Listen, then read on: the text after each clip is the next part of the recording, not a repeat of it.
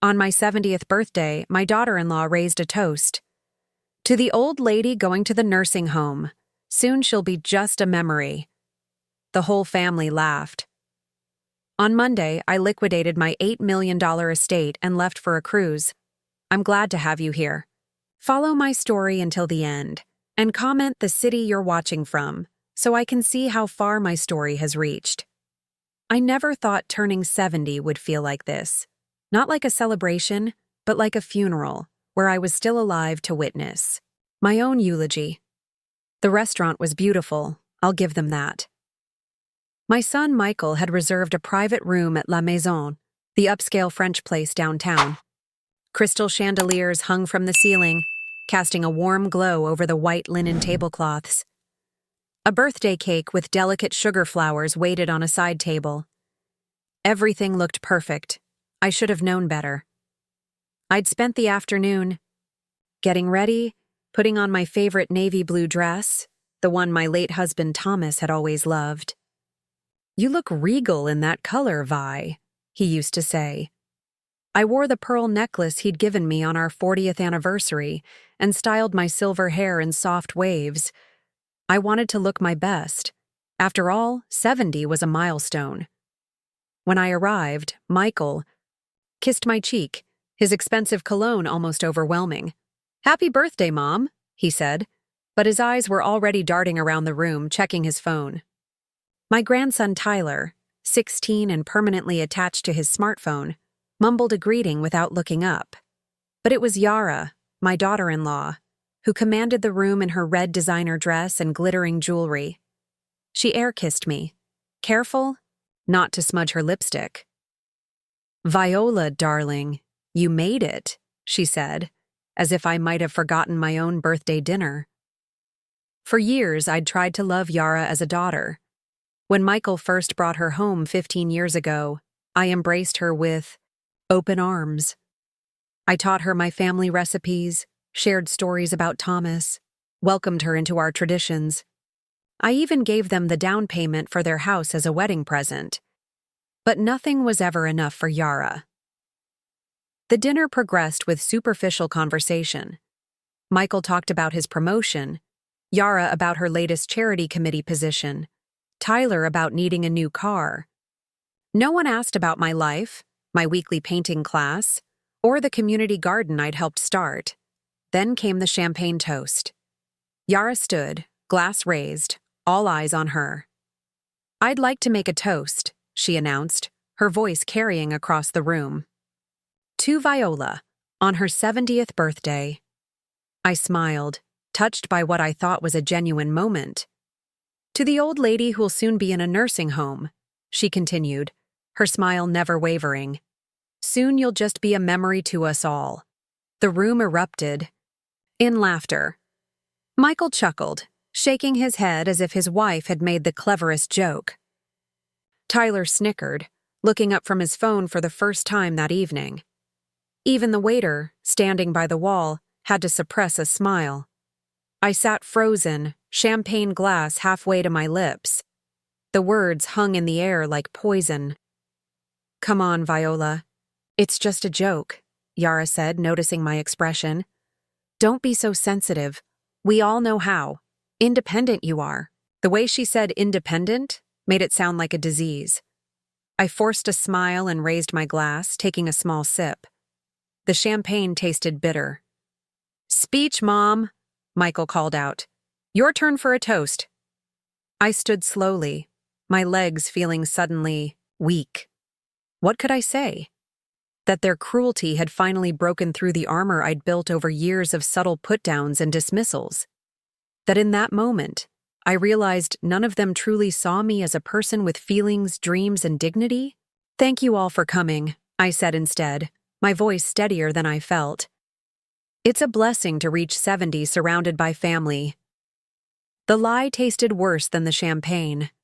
The rest of the evening passed in a blur. I smiled when appropriate, ate cake I couldn't taste, and opened presents I knew were hastily purchased by Michael's assistant. All I could hear was Yara's toast repeating in my head, and the laughter that followed. When Michael dropped me off at my house, The beautiful colonial I'd shared with Thomas for 40 years, paid off by his life insurance when he died. He kissed my cheek again. "Great dinner, Mom. See you at Sunday lunch?" I nodded automatically. Sunday lunch, where I would cook for everyone while Yara criticized my decor, and Michael checked his emails. Once inside, I locked the door and let the tears come. I cried for the first time since Thomas's funeral 5 years ago. Not delicate, dignified tears, but painful sobs that left me gasping for breath. I cried for the years I'd spent trying to please a family that saw me as nothing but a convenience, an ATM, a free babysitter, a joke. I cried for Thomas, who would have been furious if he'd heard Yara's toast. I cried for myself, for allowing this treatment for so long. When the tears finally stopped, I went to my bedroom and looked at myself in the mirror. My makeup was ruined, my eyes puffy, but something else was different. There was a clarity in my gaze that hadn't been there before. "Enough," I whispered to my reflection. Enough. That night, as I lay in bed unable to sleep, I made a decision. My life wasn't over. It was just beginning, and it would be on my terms. The next morning, I called my bank and made an appointment. Then I called my lawyer. And finally, I pulled out the travel brochure for the Mediterranean cruise I'd been secretly dreaming about since Thomas died. For the first time in years, I felt something like hope, like freedom. They thought I was just a memory waiting to happen. I'd show them how wrong they were. Monday morning arrived with a clarity I hadn't felt in years. The humiliation of my birthday dinner had crystallized into something harder, more determined. I dressed carefully in my best pantsuit, the one I'd worn to Thomas's funeral and hadn't worn since. Today felt equally momentous. My first stop was Hamilton Trust Bank, where manager Jim Peterson had known Thomas and me for over 30 years. His eyebrows shot up when I told him what I wanted to do. "That's a substantial liquidation, Viola," he said, leaning forward across his desk. "Are you sure about this?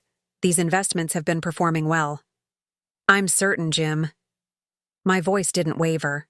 "I'd like to close all accounts except my checking account, which I'll keep open with $10,000. He removed his glasses, polishing them nervously. "May I ask why? Is everything all right?" I thought about Yara's toast, about the laughter that followed, about 5 years of Sunday lunches where my opinions were dismissed, where I was treated like an obligation rather than family. "Everything is finally going to be all right," I replied. Jim nodded slowly. "It will take a few days to liquidate everything properly. The CDs will have some penalties for early withdrawal." "I understand. I'll pay the penalties." 2 hours later, I left with the paperwork started. $8 million. The result of Thomas's life insurance, our investments, and the sale of our manufacturing business when he got sick, would soon be entirely under my control. My next stop was Gerald Webb's law office. Jerry had been Thomas's college roommate and our family lawyer for decades. His secretary, Martha, hugged me when I arrived. "Viola, so good to see you. How was the birthday?" "Illuminating," I said simply. Jerry welcomed me with a warm handshake. At 75, he was still sharp as a tack, his bow tie as perfectly centered as always. "What can I do for you today?" he asked once we were seated in his office. "I need to change my will, Jerry." His expression remained neutral. "I see. Any particular reason?" I took a deep breath. "I'm liquidating my assets and making some life changes. Michael and his family will no longer be my primary beneficiaries." For a moment, silence hung between us. Then Jerry leaned back in his chair. "Viola, we've known each other a long time. This seems sudden." "It isn't," I said, surprised by the steadiness in my voice. "It's been coming for 5 years since Thomas died. Maybe longer." I told him about the birthday dinner, about Yara's toast, about the years of subtle disrespect. As I spoke, his expression darkened. "Thomas would be livid," he said finally. "Yes, he would. I smiled sadly. But Thomas isn't here. I am. And I'm finally taking control of what's left of my life. When I left Jerry's office, the afternoon sun was warm on my face. I walked to the small cafe on the corner, the one where Thomas and I used to have Sunday brunch. I ordered a cappuccino and sat by the window, watching people pass by. For the first time in years, I felt myself breathing deeply, freely. My phone buzzed. Michael. I let it go to voicemail. A text followed. Mom, don't forget Tyler needs a ride to practice today. Yara has her charity luncheon. I stared at the message. No. Please. No. How are you doing after your birthday? Just another demand disguised as a reminder. 5 years of this. 5 years of being their on-call chauffeur, cook, ATM, and occasional babysitter, all while being treated like an inconvenience. 5 years of watching Michael become more like Yara, entitled, dismissive, materialistic. I put the phone away without responding. Another text came through, then another. I ignored them all. Instead, I opened my tablet and navigated to the Mediterranean cruise I'd been eyeing. 15 days sailing from Barcelona to Athens, with stops in France, Italy, and the Greek islands. I'd dreamed of seeing the Mediterranean since I was a girl, but Thomas's health had always been too fragile for such a long trip. My finger hovered over the Book Now button. Was I really going to do this? Leave everything behind? The house where I'd raised my son, the community I'd been part of for decades. My phone buzzed again. A voicemail from Yara this time. Viola, Michael said you're not answering. We really need you to get Tyler today. I can't miss this luncheon. It's for charity, you know. Call me back immediately. The imperious tone decided. It for me. I clicked Book Now and went through the reservation process, selecting a balcony suite. Single occupancy. When the confirmation came through, I felt a strange mixture of terror and exhilaration. I'd never traveled alone before. I'd never made such a big decision without consulting someone else. First my parents, then Thomas, then Michael. On my way home, I stopped at Barnes & Noble and bought 3 travel guides to the Mediterranean, a journal, and a book titled Solo Travel After 60. The young cashier smiled at me. Planning a big trip? She asked. The biggest, I replied, returning her smile. At home, I made myself a cup of tea and sat in Thomas's old armchair. We'd bought it the year Michael was born, and Thomas had spent countless evenings in it, reading to our son while I watched from the doorway, heart full. Am I doing the right thing, Tom? I whispered to the empty room. As if in answer, my gaze fell on a framed photo on the mantel. Thomas and me on our 40th anniversary, his arm around my waist, both of us laughing. We'd renewed our vows that day, promising again to cherish each other until death parted us. But we'd never imagined the kind of death that was coming for our family. The slow erosion of respect, the gradual disappearance of love, until all that remained was obligation and convenience. The phone rang again. Michael. This time I answered. Mom, where have you been? Tyler needs... I can't today, Michael, I interrupted. I'm busy. Silence on the other end. I'd never refused him before. Busy, he finally managed. With what? My life, I said simply, and hung up. Then I pulled out my new journal and began to plan the rest of my life. A life that, for the first time in decades, would be entirely my own. The next 2 weeks passed in a whirlwind of preparations. I sold my car to a young couple expecting their first child. I hired a property manager to handle the sale of my house, the beautiful colonial that had been my home for 40 years. I donated most of my clothes to the women's shelter downtown, keeping only what I would need for the cruise and whatever life awaited me afterward. Each action felt both terrifying and liberating, like cutting away anchors I hadn't realized were holding me down. Michael called repeatedly. I answered only. once telling him I was making some changes but offering no details. His reaction was predictable: confusion, then irritation, then demands for explanations I wasn't ready to give. "Mom, you're not making sense," he'd said, his voice sharp with impatience. "What changes? Why now?" "I'll explain everything when I'm ready," I replied. "For now, I need some space." "Space?" He sounded genuinely bewildered. From what? I almost laughed. From being taken for granted. From being the convenient solution to everyone's problems while my own needs were ignored. From the slow suffocation of living as an afterthought in my own family. But I simply said, "I'll be in touch," and ended the call. The morning of my departure arrived crisp and clear. My suitcases, brand new, purchased for this journey, waited by the door. My passport, updated after Thomas died but never used, sat in my purse alongside my wallet, now containing a significant amount of cash and a new credit card linked to my personal account.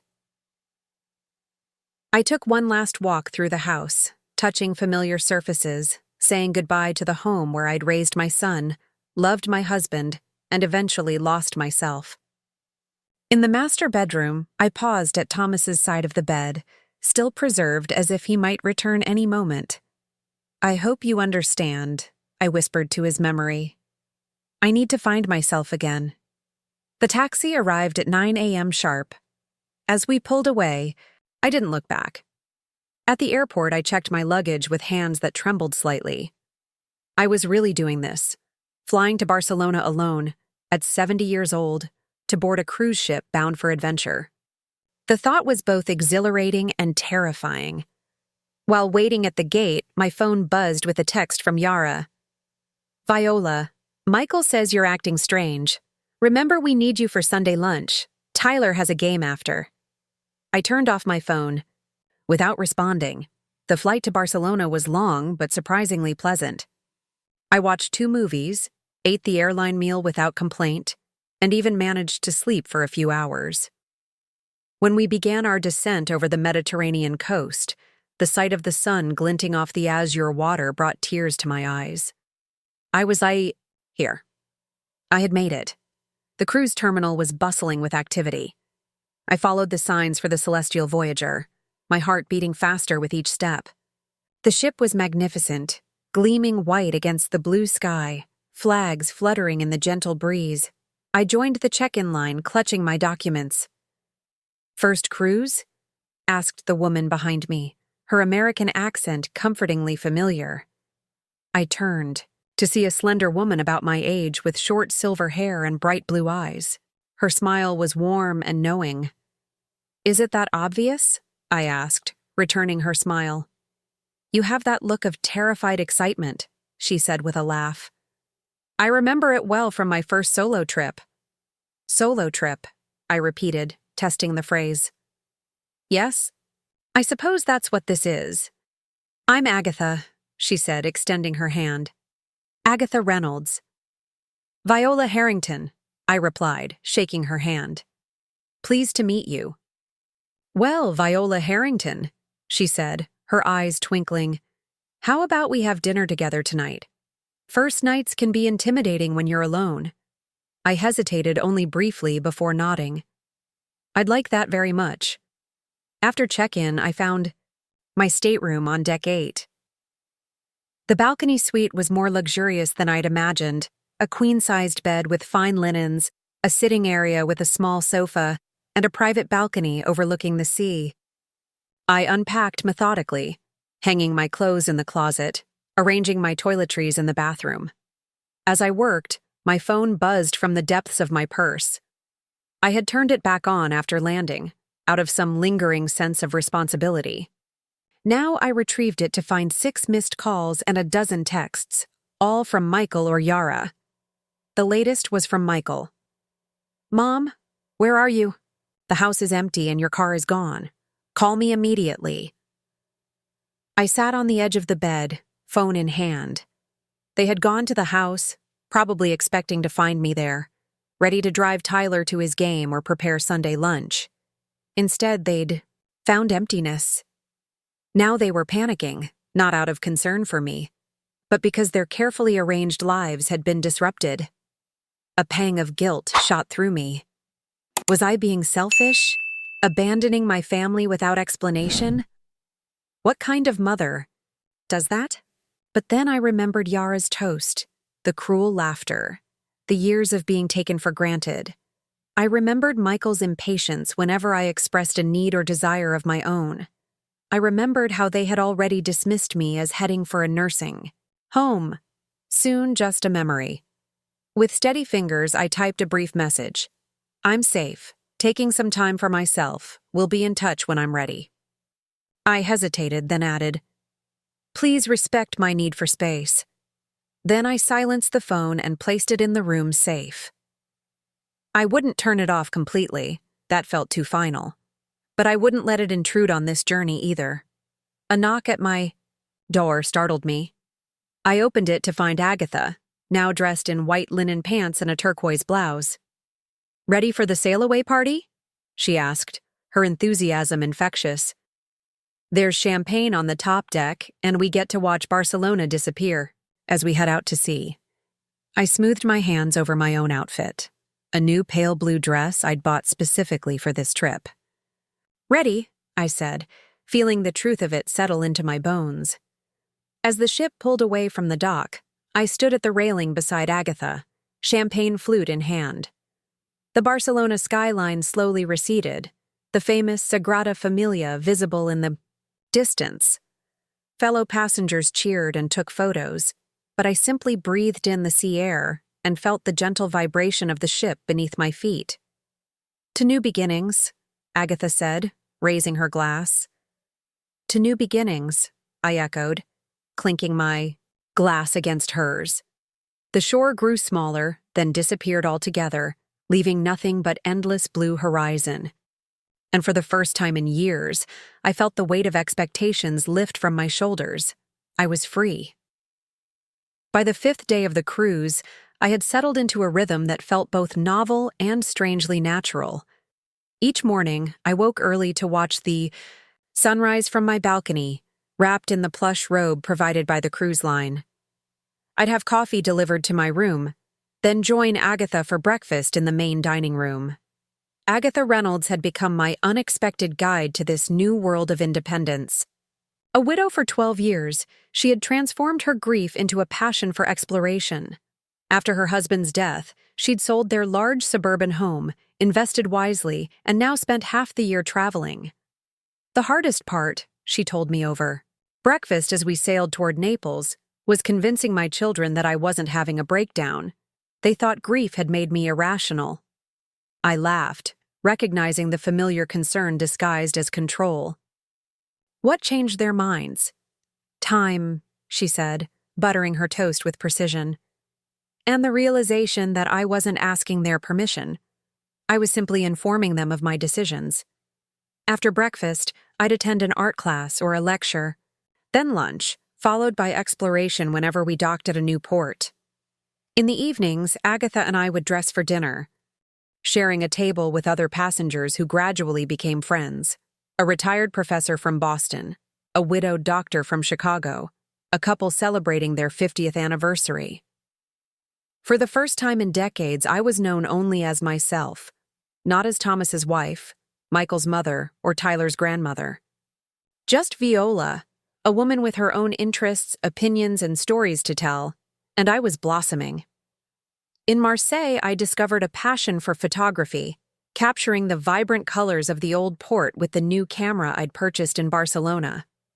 In Rome, I stood before Michelangelo's Pietà with tears streaming down my face, moved beyond words by its beauty. You're changing, Agatha observed as we shared a bottle of wine on my balcony that evening, the lights of the Italian coast twinkling. In the distance, I can see it happening day by day. Is that strange? I asked, swirling the ruby liquid in my glass. To change so much at 70? She laughed, a rich sound that carried on the sea breeze. What's strange is thinking we ever stop changing. Life is constant transformation, Viola. The tragedy is when we let others freeze us in place. I thought of Michael and Yara, of how they had gradually reduced me to a single dimension, a convenient resource, always available, never inconvenient. How had I allowed that to happen? The answer came with surprising clarity. I had confused love with usefulness. Somewhere along the way, I'd begun to measure my worth by how much my family needed me, not by how much they respected me. The next morning, as we docked in Naples, I checked my phone for the first time in days. 27 missed calls. Dozens of texts, increasingly frantic. "Mom, where are you? This isn't funny anymore. We've called the police. They're treating this as a missing person case. Please just let us know you're alive." The last one, sent just hours ago, was different. "Mom, it's Michael. I found the letter from the cruise line. Why didn't you tell us? Why did you just disappear?" So they'd finally discovered my destination. The property manager must have forwarded my mail. A heavy weight settled in my stomach. I hadn't meant to cause such alarm. Despite everything, I didn't want Michael to think I was in danger. But I also wasn't ready for the interrogation that would follow if I called. After careful consideration, I sent a brief email. "Michael, I am safe and well on my Mediterranean cruise. I needed time to myself after years of putting everyone else first. I'm sorry for worrying you, but please understand that this journey is important to me. I will contact you when I return to the States. Until then, I ask that you respect my privacy. Love, Mom." I hit send, then turned off my phone again. Naples awaited with its narrow streets and centuries of history. I wouldn't let guilt overshadow this precious day. That afternoon, as Agatha and I explored the ruins of Pompeii, I found myself drawn to the plaster casts of the city's final victims. Men, women, and children, frozen in their last moments when Mount Vesuvius erupted in 79 AD. Their forms were haunting, yet strangely beautiful in their humanity. They had no warning, our guide explained. No time to escape. I stared at the figure of a woman, her arms raised as if to protect herself from the inevitable. How many warnings had I ignored in my own life? How many times had I felt the tremors of discontent, but convinced myself the eruption would never come? "You're thinking about your family," Agatha said quietly as we walked back to the ship. I nodded, surprised by her perception. "I keep wondering if I did the right thing, leaving so abruptly, without explanation." "Would they have listened if you'd tried to explain?" she asked. The question hung between us, unanswerable yet revealing. No, they wouldn't have listened. They would have dismissed my feelings, labeled me oversensitive or dramatic. They would have made promises they had no intention of keeping, all to restore the comfortable status quo. That evening, as the ship sailed toward Greece, I received an unexpected call on my stateroom phone. My heart raced, thinking it might be the ship's staff relaying an emergency message from home. But it was the cruise director, calling to ask if I would consider sharing some of my photographs in the ship's art gallery. Another passenger had seen me taking pictures in port and mentioned my remarkable eye for composition to the staff. "Me?" I asked, genuinely shocked. "But I'm just an amateur." "Sometimes the freshest perspectives come from those who haven't been taught the rules," he replied. 2 days later, 5 of my photographs, printed and framed by the ship's photography center, hung in the gallery alongside works by professional artists. My name on the little placards beside them looked strange, almost like it belonged to someone else. Viola Harrington, United States. As I stood in the gallery during the exhibition opening, glass of champagne in hand, passengers I'd never met approached to compliment my work. They asked about my techniques, my inspiration, my background as a photographer. "I just started, actually," I admitted to a couple from Australia. "This cruise is my first real adventure with a camera." "You've got a natural talent," the woman said. "The way you capture light is quite special." Later, the ship's photographer approached with an offer to buy 2 of my prints for the permanent collection displayed in the main dining room. I was so stunned that Agatha had to nudge me to respond. That night, back in my stateroom, I sat on the balcony watching the moon's reflection dance on the waves. A warm Mediterranean breeze caressed my skin as I contemplated the day's events. Who was this woman who took photographs worthy of exhibition? Who accepted compliments without deflection? Who navigated foreign cities with confidence and dined with strangers who quickly became friends? She was me, I realized. She had always been. Me, buried beneath layers of obligation and expectation, and now, like a butterfly emerging from a chrysalis, I was finally spreading my wings. My phone sat on the bedside table, still turned off. Michael and his family felt distant now, as if they existed in another life, one I had carefully packed, away like winter clothes in summer. Tomorrow we would arrive in Santorini. I had already decided to take a watercolor class offered on the island, to try my hand at capturing the famous blue domes and whitewashed buildings in a new medium. I was no longer just existing. I was living, discovering, becoming. And I had no intention of going back to the woman I was before. Chapter 5. The return on her own terms. The Mediterranean cruise that was supposed to last 15 days stretched into 30, then 45. When we reached Athens, the final destination on the original itinerary, Agatha convinced me to join her on the ship's continuing journey to Istanbul and the Black Sea.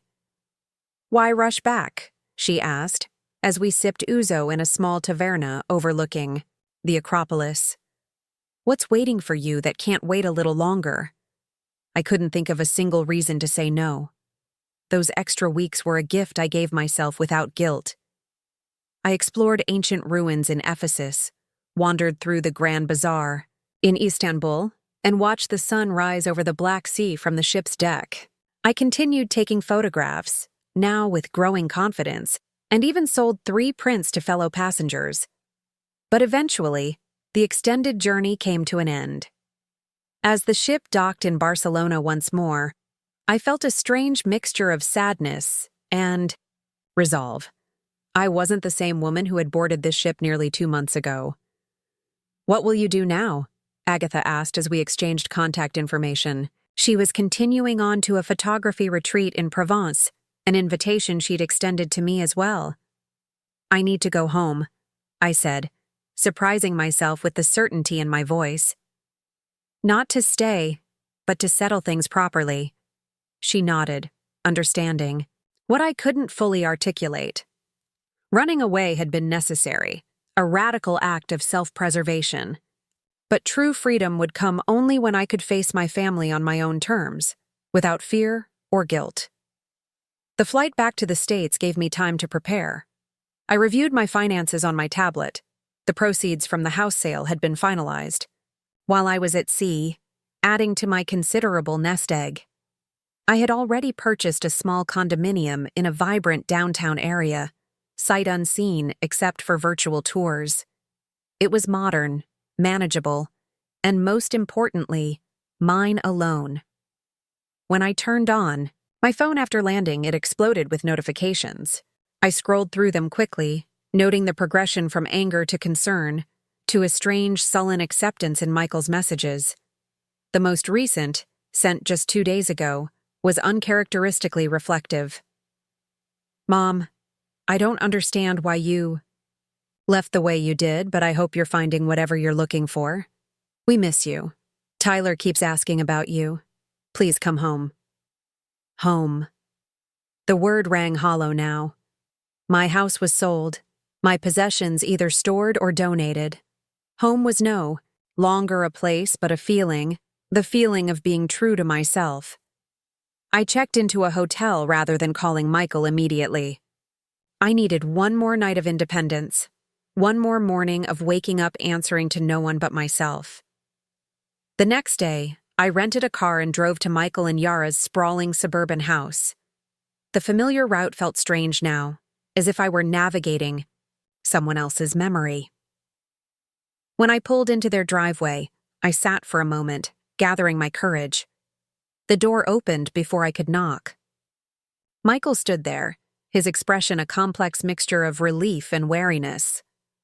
"Mom," he said, his voice cracking slightly. "You're back."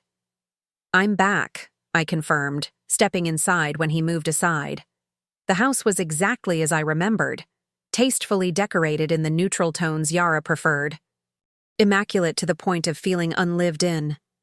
Tyler sat at the kitchen counter, his eyes widening when he saw me. "Grandma!" he exclaimed, showing more enthusiasm than he had in years. "You look different."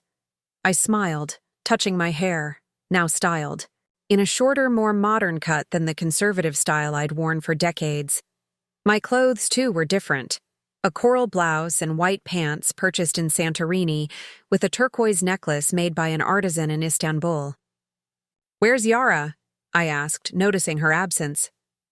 "Pilates," Michael replied, studying me as if I were a puzzle he couldn't solve. "She'll be back soon." "Mom, what happened? Why did you just disappear like that?" I set my purse down and took a seat at the kitchen island. "I needed to find myself again," he frowned. "Find yourself? Mom, you're 70, not 17. The old me would have flinched at his dismissive tone. The new me simply smiled. "That's exactly the problem, Michael. Somehow, we've all bought into the idea that after a certain age, women should just fade, become convenient, stop having dreams or needs of our own."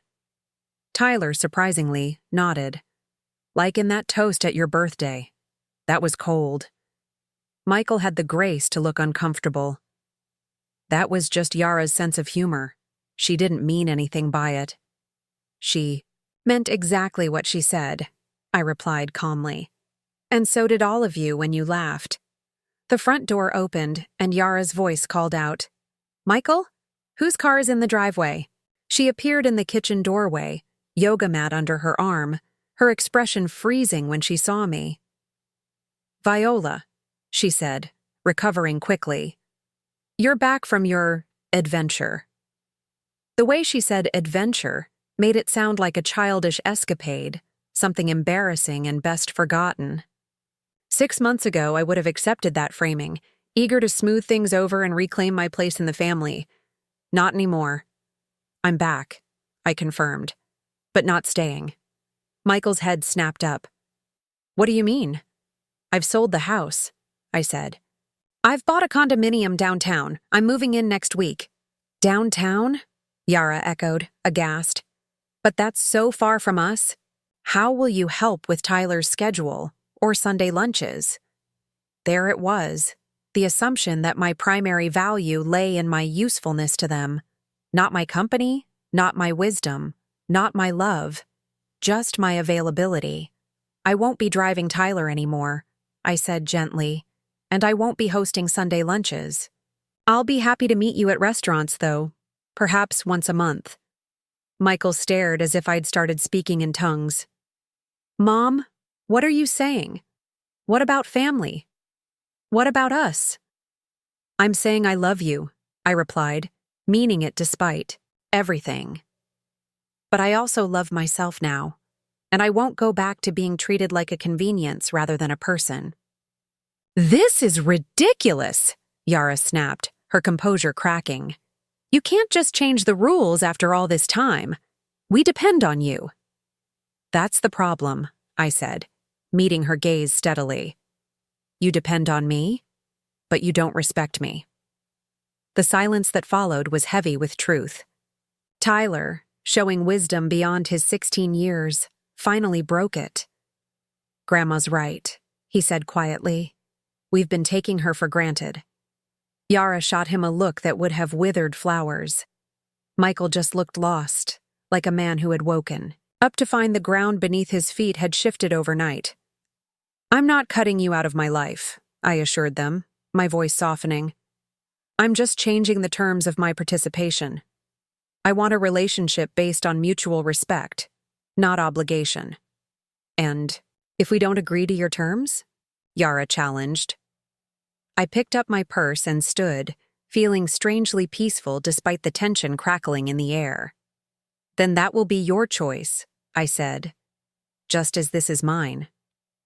I left them sitting in their perfect kitchen, surrounded by all, the trappings of the life they thought I should want to serve. As I drove away, I felt not regret but resolution. The woman who had allowed herself to be diminished was gone. In her place stood someone stronger, clearer, and finally, genuinely free.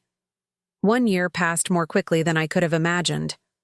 My downtown condominium became a true home, filled with photographs from my travels and artwork purchased from local galleries. I enrolled in photography classes at the community college, joined a book club, and volunteered teaching English to new immigrants. All things I'd wanted to do for years, but had set aside for family obligations. I met with Michael and Tyler for dinner once a month, sometimes with Yara, sometimes without. Our relationship remained strained but civil. Michael struggled to understand my transformation, vacillating between grudging respect and frustrated incomprehension. Tyler surprisingly became my strongest ally, often visiting me downtown to escape the suffocating perfection of his parents' home. "I like it here," he told me one afternoon as we sat on my balcony overlooking the city park.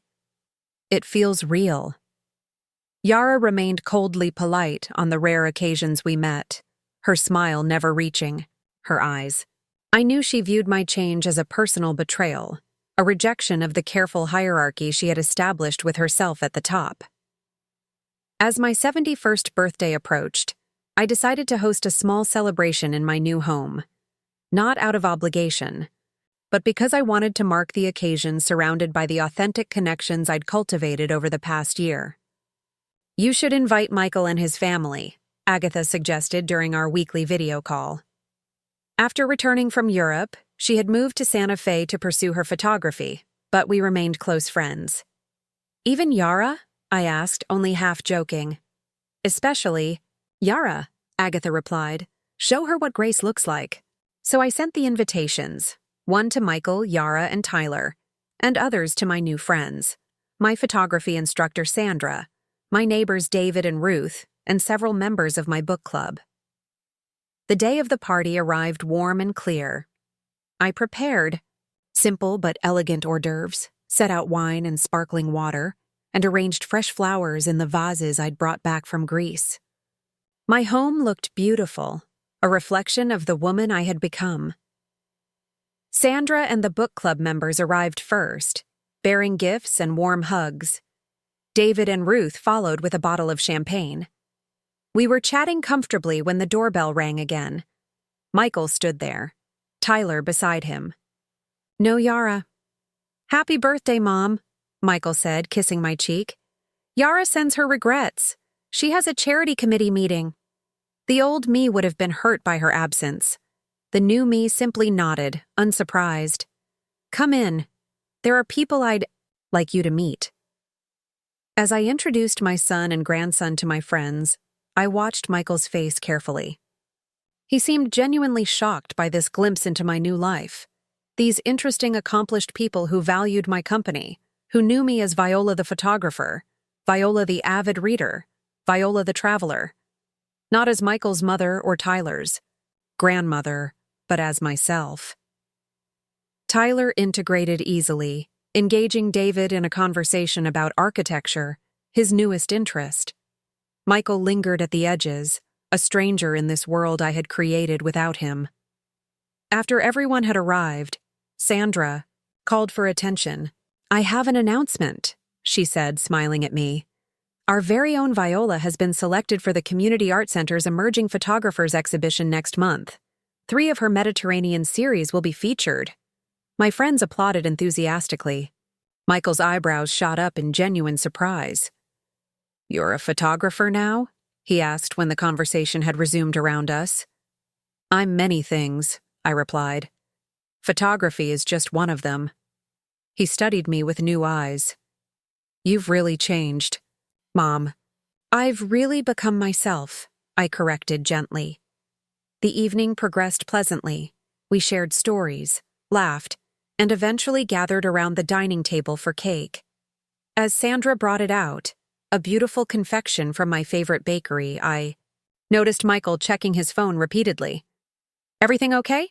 I asked. He hesitated. "Yara wants to know when we'll be home. She finished her meeting early." Ah, there it was. The summons, the expectation that he would drop everything at her. Convenience. How familiar it felt, watching from the outside now. "You should invite her to join us," I suggested, surprising myself with my own sincerity. "There's plenty of cake." Michael looked doubtful, but sent the text. 10 minutes later, the doorbell rang again. Yara stood there, impeccably dressed as always, a small gift bag dangling from her fingers. "Happy birthday, Viola," she said, her smile practiced. "I hope I'm not intruding." "Not at all," I replied, ushering her in. "We're just about to have cake." As we gathered around the table, my friends raising their glasses in birthday toasts, both heartfelt and humorous, I watched Yara taking in the scene. Her eyes darted from the tasteful decor to my relaxed, happy guests, lingering on the framed photographs that now lined my walls, tangible evidence of my new identity. When everyone had been served cake, I stood to offer my own toast. "Thank you all for being here," I said, looking around at the circle of faces, some new, some familiar, all dear to me in different ways. A year ago, I couldn't have imagined standing here, in my own home, surrounded by such wonderful people. I've learned that it's never too late to discover who you really are. My friends raised their glasses with murmurs of agreement. Even Michael smiled, though something wistful flickered in his eyes. Only Yara remained stone-faced, her glass barely lifted. After cake, as conversations formed and reformed around the room, Yara approached me near the kitchen. "So, this is your new life," she said, gesturing vaguely at the apartment. "All alone." "I'm not alone," I corrected her. "I'm independent." "There's a difference." She gave a small, dismissive laugh. "At your age, isn't it the same thing?" The comment was so similar to her cruel birthday toast a year ago, yet now it held no power to wound me. "No, Yara," I said calmly. "Being alone is what I felt sitting at my own birthday dinner while my family laughed at the idea of me being just a memory. This," I gestured to my home, my friends, my photographs. "This is being complete." Her smile faltered, uncertainty flickering across her perfect features. I continued, my voice gentle but firm. "A year ago, you thought I was finished, ready for the shelf or the nursing home. But look around, Yara. I'm just getting started." Before she could respond, Tyler bounded over, excitement lighting his face.